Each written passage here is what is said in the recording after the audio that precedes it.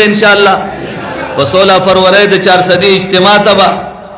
تاسو ټول 50 کسه تیاروئ ځان سره نه نه صحیح لاس اوچت کوئ په ایماني ووایي 50 کسانو له به دعوت ورکوئ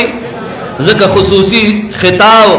د قائد انقلاب حضرت امام انقلاب مولانا فضل الرحمن دامت برکاتهم دی تاسو به وایي چې د فضل الرحمن دومره تعریف ولیکئ زه د هغه د پارټۍ کارکن نه یم ما تر نن تاریخه پورې چېرته د هغې هغه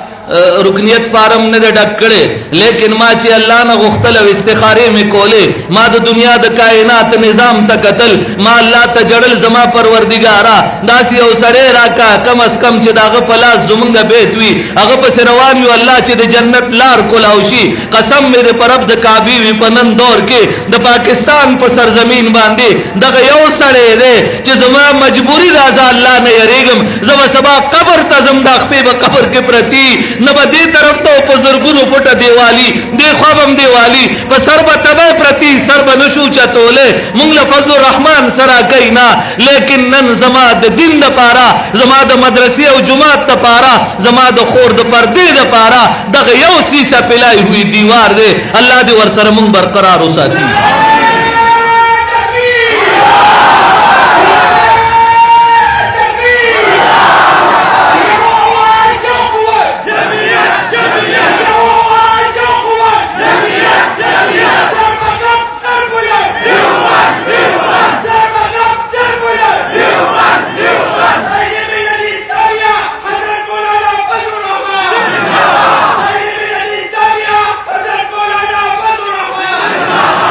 بیاویل غوارم چی سیاسی جلسی بیان نکوم نہ سیاست لراغلیم